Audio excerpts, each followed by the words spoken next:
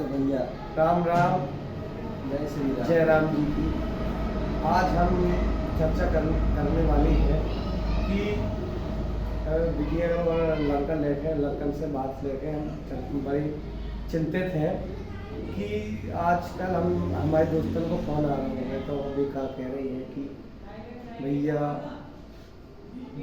अच्छा लड़का हो पढ़ो लिखो तो बता दो।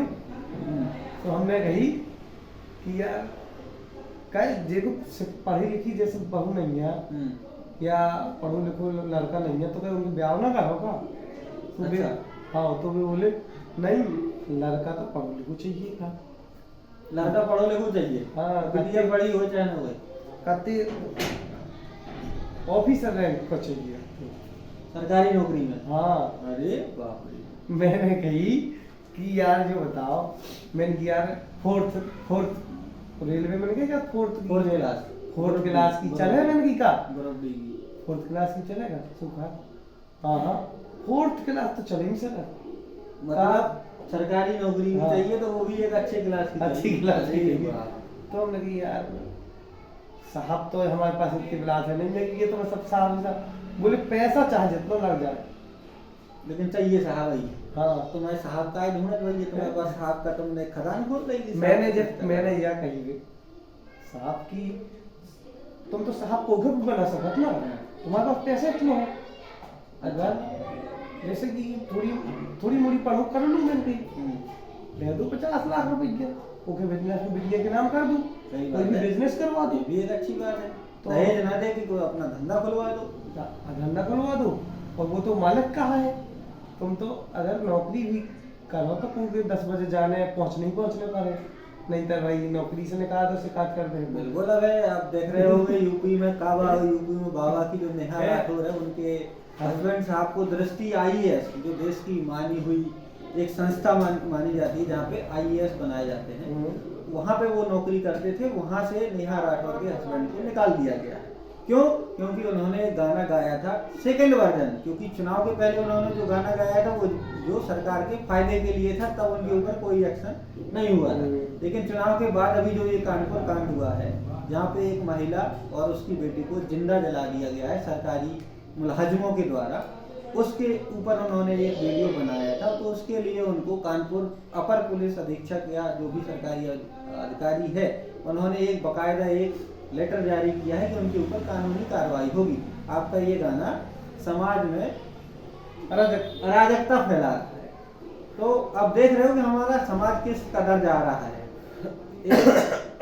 एक एक्टर या एक व्यक्ति जिसको हम बोलते हैं ना अभिव्यक्ति की आज़ादी वो भी उससे छीनी जा रही है। वो बोल नहीं सकता वो गा नहीं सकता कुछ नहीं कर सकता। क्यों? क्योंकि उसने सच गाया।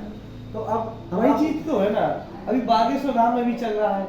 अब बागेश्वर धाम में शादी कर रही थी उनके भैया पहुंच गए सालिग्राम। हाँ सालिग्राम पहुंच गए भी कहा उन्होंने टन नहीं टन दे 2-4 दुकान सालिग्राम लेके गए थे। ये तो टॉर्च लेकर पहुंच गए पिचकारी लेकर उन्होंने टॉर्च गाली पच अरे भाई वो तो कह रहे हैं टॉर्च गल रही तो पढ़ाऊंगा गए थे छड़ैया ले थे कैसी बात कर रहे हैं? अरे नहीं यार उन्होंने टन नहीं टन तो मराठी के लिए पढ़ाऊंगा गए थे तो बेकार थी कि हम शादी कर रहे हैं तो क्या कर रहे हैं लगी भैया हमारे दमान नहीं मान रहे भाई दमान माने तो भाई तो भैया कर रहे शादी मुझे यार कत्ती गुंडई से आए बकायदा पूरी धमका। अरे बहुत शादी हो और गाना बजे तो वही बजे गाते तो गरीब लोग थे। हाँ बहुत गरीब थे। गरीब लोगों को कहने के ना भैया गरीबी है सब लोग हावी हो जा। जब वही आदमी को जब समय बदला फिर पता चला और अगर वो समय अच्छा रहो ना तो बहुत कछु हुए। और तो भैया गरीबी के लिए तो एक कहावत है कि मौत भी घर जल्दी आया कर गरीब के घर अर्थी का पैसा खर्च हो रहा है दवाइयों पर।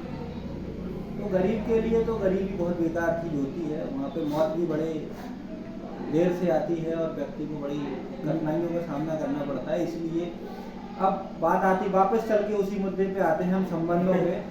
तो भैया सबको पढ़े लिखो आदमी चाहिए सरकारी नौकरी चाहिए और भैया साहब चाहिए। हमारे राजकुमार भाई साहब का बहुत साहब है ये बहुत संबंध करवा अब इनके ऊपर गच होने लगी। लेकिन हमारा एक मुद्दा है वहाँ में, हमें एक बात कहें आप कि सबके पढ़ो लिखो आदमी चाहिए, पढ़ावो को नहीं चाहता है।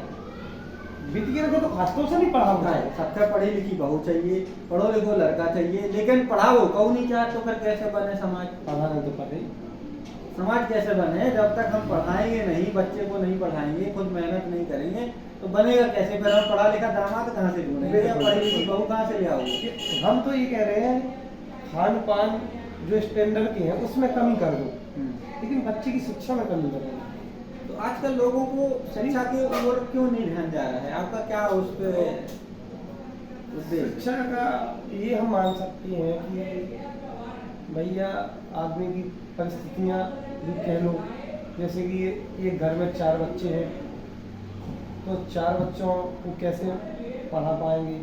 ये पिताजी और माताजी काफ़ी चिंतित रहते, घर का खर्चा और यहाँ सरकार की महंगाई की मार चल रही, झापड़ों पे झापड़ खा रहे हैं महंगाई पे, क्या करें? ये नया मुद्दा है, देखो हम महंगाई पे आपसे अगली वीडियो में चर्चा करेंगे क्योंकि वो एक अलग टॉपिक है भाई। अभी हम सिर्फ पढ़ाई पे चर्चा करेंगे। लेकिन अगर गार्जियंस चाहे तो बच्चे को मोटिवेशन अच्छे तरीके से करें और छोटे से स्कूल से भी काफ़ी IAS PCS और जॉब में बच्चे निकली हैं। ऐसी कुछ नहीं है कि अगर प्राइमरी को में ध्यान करो जाए, अगर अध्यापक नहीं पढ़ा तो सारी शिकायत कर दूँ।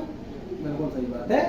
आप इतने जागरूक हो जाएं कि अगर आपके गांव के स्कूल में अध्यापक नहीं है तो डेली BSc ऑफिस में न्यूज़ में आके कंप्लेंट करो। टीचर टाइम पे नहीं आता क्योंकि आप तो गांव में ही रहते हैं तो आप ज़्यादा विशेष ध्यान दे सकते हैं, तो टीचरों को टाइम पे पहुंचाना स्कूलों में, जिससे कि वो बच्चों को ज़्यादा से ज़्यादा ध्यान दे समय दे। अगर टीचर अपना पर्सनल काम करा रहा है तो वहाँ उसकी वीडियो बना के सोशल मीडिया के माध्यम में वायरल कर सकते हैं। तो आप अपने बच्चे की पढ़ाई के खुद जिम्मेदार हैं।